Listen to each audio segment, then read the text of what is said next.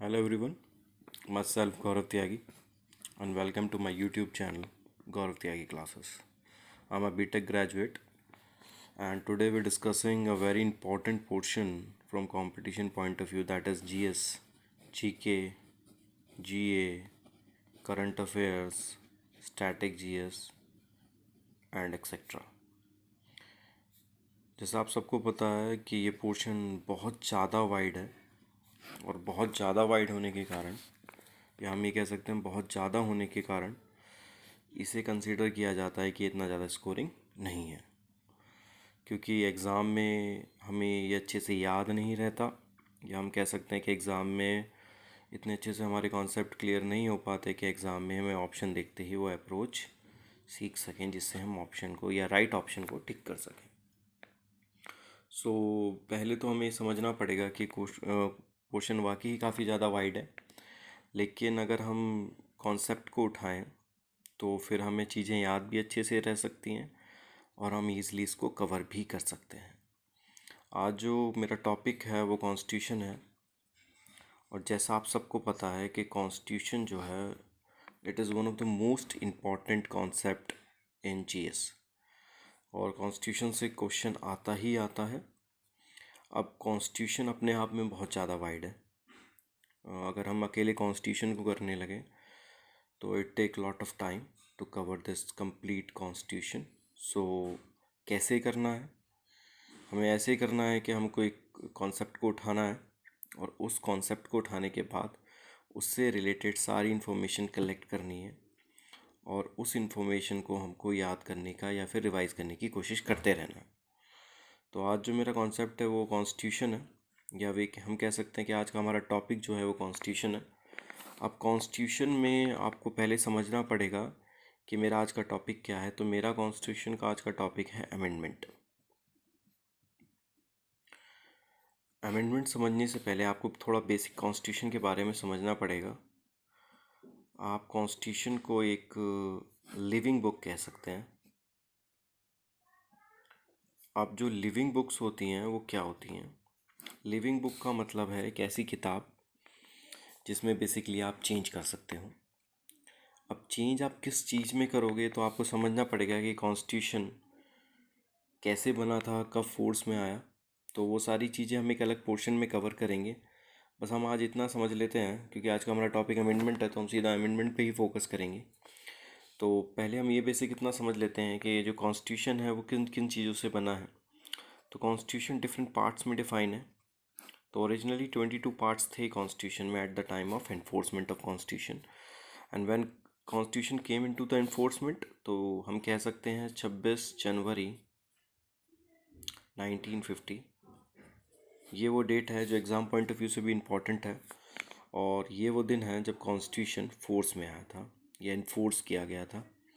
और एक चीज़ इम्पॉर्टेंट है कि इस टाइम कितने पार्ट्स में डिफाइन था कॉन्स्टिट्यूशन? तो 22 पार्ट्स में डिफाइन था। और आर्टिकल की बात करें अगर हम, क्योंकि आर्टिकल बहुत इम्पॉर्टेंट है, क्योंकि जो अमेंडमेंट किए जाते हैं बेसिकली वो आर्टिकल्स में किए जाते हैं। तो उस वक्त 395 आर्टिकल्स थे और जो शेड्यूल थे कॉन्स्टिट्यूशन के, शेड्यूल जो थे वो थे आपके 8 ओरिजिनली 8 शेड्यूल थे। लेकिन आज के सिनेरियो में या हम आज की बात करें तो पिक्चर थोड़ी सी चेंज हो गई है।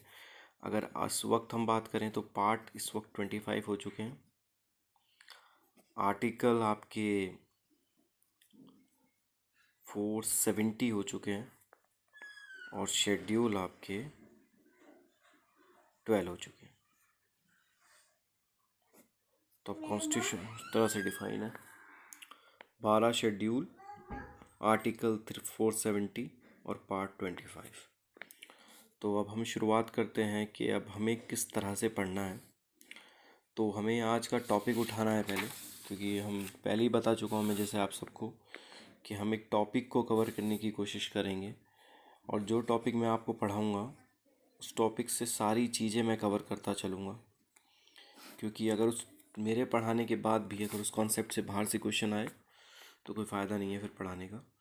तो आज का हमारा topic amendment in the constitution है। तो अमेंडमेंट का मतलब समझना पड़ेगा, इसे हिंदी में कहते हैं संशोधन। तो अमेंडमेंट जो होता है वो होता है बेसिकली चेंज। चेंज आप एक तरह से कह सकते हैं मॉडिफाई कर रहे हैं कॉन्स्टिट्यूशन को। मॉडिफाई करने का मतलब जैसे मैंने आपको पहले बताया था कि कॉन्स्टिट्यूशन एक लिविंग बुक है, तो कुछ जब वो कोई चीज़ लिविंग है तो उसमें हम चेंज कर सकते हैं। तो यहाँ हमें चेंज और मॉडिफिकेशन को किस तरह से किया जाता है, तो जैसे आपको पता है चेंज करने के तरीके बहुत सिंपल हैं। आपको क्या तो कोई चीज़ ऐड ऑन करनी है, दैट इज़ एडिशन करना है उस चीज़ का, या फिर आपको कोई चीज़ डिलीट करनी है, डिलीशन करना है, या फिर गिवन आर्टिकल में ही मॉडिफिकेशन करना है। जो मैं चीज़ कह रहा हूँ इसका मतलब है आर्टिकल। और ये अमेंडमेंट अपने आप में भी किसी न किसी पार्ट में, किसी न किसी आर्टिकल में डिफ़ाइन होगा। तो ये बेसिकली पहला क्वेश्चन है कि किस पार्ट में डिफ़ाइन है। तो अमेंडमेंट जो है वो 20 part of the constitution, 20th part of the constitution में डिफ़ाइन है। पार्ट ऑफ द कॉन्स्टिट्यूशन में डिफ़ाइन है, ये ध्यान रखना है आपको। एग्ज़ाम पॉइंट ऑफ व्यू से भी ये चीज़ इम्पॉर्टेंट है। अगला इम्पॉर्टेंट कॉन्सेप्ट है कि किस आर्टिकल में डिफ़ाइन है, तो it is very important again. तो ये आर्टिकल 368 ऑफ द कॉन्स्टिट्यूशन में डिफ़ाइन है। तो again it is very important, आपको फिर से ये बात याद रखनी है कि ये part 20th of the constitution में डिफ़ाइन है और आर्टिकल 368 ऑफ द कॉन्स्टिट्यूशन में ये अमेंडमेंट, चेंज, मॉडिफिकेशन जो हम कर पाते हैं किसी न किसी भी आर्टिकल में, और हम कह सकते हैं हम कॉन्स्टिट्यूशन में अमेंडमेंट कर रहे हैं, वो किस पार्ट में और किस आर्टिकल में डिफ़ाइन है। तो वो part 20th of the constitution और आर्टिकल 368। मैं बार बार इस चीज़ को रिपीट इसलिए कर रहा हूँ because it is very important. Now what we need to consider now, it is very important कि हम समझें कि हम अमेंडमेंट करते हैं तो करते कैसे हैं। क्या हमें इसके लिए किसी की परमिशन की ज़रूरत है? क्या हम इसको किसी बिल की फॉर्म में प्रेजेंट करते हैं? क्या हम इसे लोकसभा में लेके आते हैं, राज्यसभा में लेके आते हैं? कहाँ से इसकी शुरुआत की जाती है, वी कैन से दैट कहाँ से हम इसका इंट्रोडक्शन करते हैं, तो वो भी हमें सारी चीज़ों को कवर करना है। तो बेसिकली अमेंडमेंट का मतलब मैंने आपको बता दिया है, चेंज और मॉडिफिकेशन होता है। तो अमेंडमेंट करते वक्त हमें दो चीज़ का ध्यान रखना है, दो से भी ज़्यादा चीज़ें हो सकती हैं। पहली चीज़ ये है कि आपको पार्लियामेंट से आप अमेंडमेंट कर सकते हैं, मतलब आपको पार्लियामेंट में ही ले जाना पड़ेगा, तभी कॉन्स्टिट्यूशन में आप अमेंडमेंट कर सकते हैं। अब पार्लियामेंट का मतलब लोकसभा, राज्यसभा और आपके प्रेसिडेंट। अब यहाँ हमको कंसीडर करना है कि हमको इंट्रोडक्शन में कहाँ लेके आना है, किस फॉर्म में लेके आना है। तो जब भी आपको अमेंडमेंट करना है तो आपको उसे किसी न किसी बिल की फॉर्म में लाना है, और जो बिल होता है वो कहलाता है कॉन्स्टिट्यूशन। उसे हम क्या कहते हैं? Constitution amendment bill. जैसे आप सबको पता है कि अगर कोई भी चीज़ आप पार्लियामेंट में लाओगे, it must come in the form of a bill. तो हमको कॉन्स्टिट्यूशन में अगर अमेंडमेंट करना है या चेंज करना है तो उसको भी हमें किसी की फॉर्म में लाना पड़ेगा, हमें उसे बिल की फॉर्म में लाना पड़ेगा। अब अगला क्वेश्चन आता है कि कॉन्स्टिट्यूशन में अगर अमेंडमेंट करना है या चेंज करना है और अगर उसे बिल की फॉर्म में लाना है तो आपको उसे इंट्रोडक्शन या उसकी शुरुआत कहाँ से करनी है, लोकसभा से, राज्यसभा से या प्रेसिडेंट से। तो मैं आपको बता देता हूँ कि आप किसी भी हाउस से स्टार्ट कर सकते हैं, सीधा प्रेसिडेंट पे नहीं जाते हम कभी भी। हमको कोई भी चीज़ पहले पार्लियामेंट से पास करानी होती है, then we going to the next level that is president. और यहाँ पर हमें कंसीडर करना है कि हमें कहाँ इंट्रोडक्शन में लाना है। तो ऐसी कोई बाउंडेशन नहीं है कि आपको लोकसभा से इंट्रोडक्शन में लाना है या राज्यसभा से इंट्रोडक्शन में लाना है। आप either house of the parliament से इसको शुरुआत कर सकते हैं। That is very important. Exam में एक क्वेश्चन आ चुका है या आता भी है कि either house of the parliament कि भाई आप कॉन्स्टिट्यूशन में अमेंडमेंट बिल इंट्रोडक्शन कहाँ से कर सकते हो। तो either house of the parliament से आप इसको इंट्रोड्यूस कर सकते हैं। Either house of the parliament का मतलब है कि अगर आप चाहें तो इसे लोकसभा में भी ला सकते हैं और चाहे आप इसे राज्यसभा में भी ला सकते हैं। हमको पता है कि हमको अगर किसी भी बिल को लाना है, अगर हमें किसी भी बिल को लाना है, या फिर हम कह सकते हैं हमें अगर किसी भी बिल को पास करना है, पास करने का मतलब है कि अगर हमें उस बिल को आगे next level that is president तक भेजना है तो हमें उस बिल को पास करना होगा। आप किसी बिल को मेजॉरिटी से पास कर सकते हो। मेजॉरिटी का मतलब ये है कि जो बिल आप लेके आए हो वो बिल से लोग सहमत हों, उनकी सहमति हो, उनका बहुमत मिले। हिंदी में बहुमत कहते हैं, इंग्लिश में मेजॉरिटी होती है। और यहाँ पर हम दो तरह की मेजॉरिटी का इस्तेमाल करते हैं। पहली है सिंपल मेजॉरिटी, पहली है स्पेशल मेजॉरिटी, और second one is simple majority. तो जो स्पेशल मेजॉरिटी है उससे हम कैसे अमेंडमेंट करते हैं, और जो आपकी सिंपल मेजॉरिटी है उसका हम यूज़ कब करते हैं, जब हमें कॉन्स्टिट्यूशन में चेंज करना है या फिर अमेंडमेंट करना है। जैसे आप सबको पता है कि कॉन्स्टिट्यूशन एक बुक है और इसमें बहुत कुछ चीज़ें ठोस हैं, दैट इज़ रिजिड, जिन्हें आप इजीली चेंज नहीं कर सकते, और कुछ चीज़ें फ्लेक्सिबल हैं जिन्हें आप इजीली चेंज कर सकते हो। तो जो रिजिड हैं, जो पार्ट रिजिड हैं, उन्हें आप पास या फिर आप उन्हें अमेंडमेंट करना चाहते हो उनमें, तो आपको किसकी रिक्वायरमेंट है, आपको रिक्वायरमेंट है स्पेशल मेजॉरिटी की। अगर आपको कोई चीज़ है जो फ्लेक्सिबल है, या कोई पार्ट है जो फ्लेक्सिबल है, कोई आर्टिकल है, कोई पार्ट है जिसमें वो चीज़ किसी न किसी आर्टिकल में डिफाइन है, अगर आपको उसमें चेंज करना है, जो चीज़ फ्लेक्सिबल है, उसे आप सिंपल मेजॉरिटी से ईज़िली अमेंड या कह सकते हैं चेंज कर सकते हो। स्पेशल मेजॉरिटी और सिंपल मेजॉरिटी का मतलब सिंपल सा है। स्पेशल मीन्स 2/3 मेजॉरिटी हो, और सिंपल होती है 50% एंड प्लस। अब दोनों में डिफरेंस इतना सा है कि 2/3 का मतलब होता है कि हर 3 में से 2 आदमी आपकी बात मान रहे हों या आपकी बात से सहमत हो, और सिंपल मेजॉरिटी के हाउस में जितने मेंबर प्रेजेंट एंड वोटिंग है, उनमें से 50% एंड प्लस आपकी बात से सहमत हों। तो हम बात कर रहे थे अमेंडमेंट की, और उसको मैं बेसिकली आपको डिफ़ाइन करने की कोशिश कर रहा हूँ कि किस तरह से हम किसी चीज़ में चेंज ला सकते हैं। तो मैंने बताया आपको, पार्लियामेंट में आपको कोई भी चीज़ लानी है, आपको बिल की फॉर्म में लाना पड़ेगा। आपको कोई भी चेंज लाना है, वो बिल की फॉर्म में लाना पड़ेगा, और इसको हम कॉन्स्टिट्यूशन अमेंडमेंट बिल कहते हैं।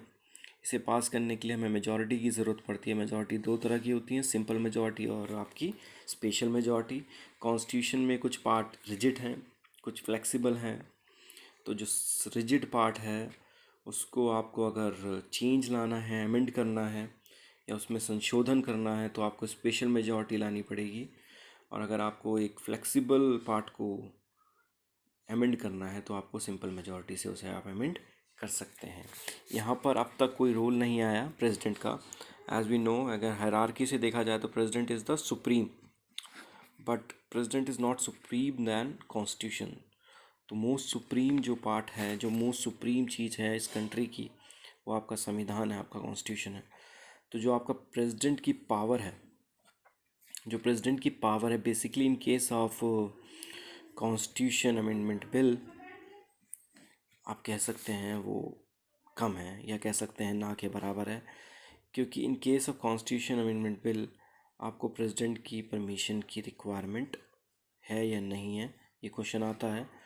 There is no requirement of president permission, आपको प्रेसिडेंट की परमिशन की कोई भी रिक्वायरमेंट नहीं है।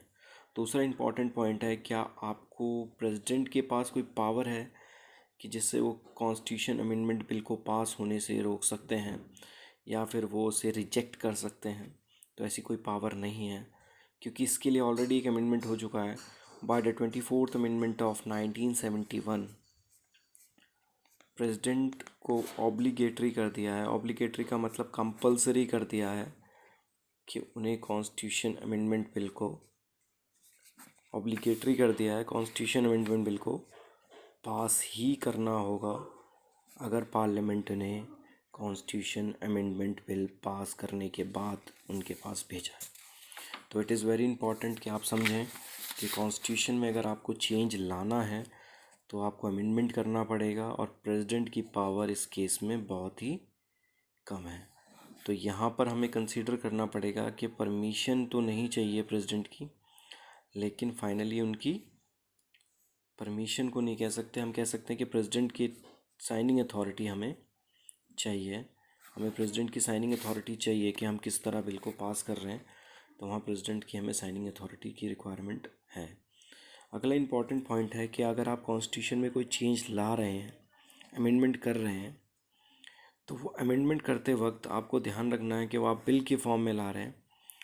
तो जब आप बिल की फॉर्म में उसको ला रहे हैं तो ऐसा हो सकता है कि लोकसभा और राज्यसभा के जॉइंट सेशन से एक साथ जॉइंट सेशन से आप कॉन्स्टिट्यूशन अमेंडमेंट बिल को पास कर सकते हों। तो यहाँ मैं एक बात बताना चाहूँगा कि ये पॉसिबल नहीं है। तो आप कह सकते हैं कि कॉन्स्टिट्यूशन अमेंडमेंट बिल के केस में जॉइंट सेशन पॉसिबल नहीं है। तो यहाँ इम्पॉर्टेंट पॉइंट लगा देता हूँ मैं कि जॉइंट सेशन, ये आपके एक और अदर पॉइंट हो जाएगा इससे टॉपिक से, बट इम्पॉर्टेंट है तो मैं बता के चल रहा हूँ साथ साथ कि joint session is only possible in the case of ordinary bill. जब मैं बिल का कॉन्सेप्ट कराऊंगा तब मैं आपको ऑर्डिनरी बिल के बारे में भी बताऊंगा। यहाँ पर आप समझ लीजिए कि हम किसी भी चीज़ को चार तरह की फॉर्म में या चार बिल की फॉर्म में प्रेजेंट करते हैं। तो पहला होता है मनी बिल, दूसरा हो गया आपका फाइनेंशियल बिल, तीसरा हो गया आपका कॉन्स्टिट्यूशन अमेंडमेंट बिल और चौथा है आपका ऑर्डिनरी बिल। तो जो आपका जॉइंट सेशन है वो only possible in the case of ordinary bill. तो यहाँ पर हमें इम्पॉर्टेंट पॉइंट ध्यान रखना है कि joint session constitution amendment bill के केस में पॉसिबल नहीं है। जितना हमने अब तक पढ़ा है उसमें इम्पॉर्टेंट पॉइंट मैं आपको एग्ज़ाम पॉइंट ऑफ व्यू से बता देता हूँ, क्योंकि शुरुआत ही मैंने इससे करी थी कि हमें कॉन्सेप्ट उठाना है और उससे रिलेटेड इंपॉर्टेंट क्वेश्चन को कंसीडर करना है। तो पहला क्वेश्चन जो इससे बनेगा, कॉन्स्टिट्यूशन अमेंडमेंट बिल पार्ट किस पार्ट में डिफाइन है, किस आर्टिकल में डिफाइन है, आप किस तरह से चेंज कर सकते हैं, किस हाउस के पास पावर है, किस हाउस में आपको इंट्रोडक्शन में लेके आना है, प्रेसिडेंट के पास क्या power in case of constitution amendment bill, और आप किस तरह से इसमें चेंज कर सकते हैं। जब आप कॉन्स्टिट्यूशन में चेंज कर रहे हैं तो आपको ये ध्यान रखना है कि आप कॉन्स्टिट्यूशन के बेसिक स्ट्रक्चर में कोई चेंज नहीं कर सकते। बेसिक स्ट्रक्चर का मतलब है जो उसका बेस है, जो मेन पॉइंट है यहाँ कंसीडर करने का मतलब है you can not change the basic structure of the constitution. तो यहाँ पर आपको ये चीज़ ध्यान रखनी है कि आप अमेंडमेंट का मतलब ये नहीं कि आप कॉन्स्टिट्यूशन के बेसिक स्ट्रक्चर में चेंज ला दो। तो यहाँ पर आप इस पॉइंट को इम्पॉर्टेंट कंसीडर करके चलें कि आप कॉन्स्टिट्यूशन के बेसिक स्ट्रक्चर में कोई चेंज नहीं कर सकते। तो डैट इज़ वेरी इंपॉर्टेंट। आज की क्लास हम यहीं तक रखते हैं। Thank you very much.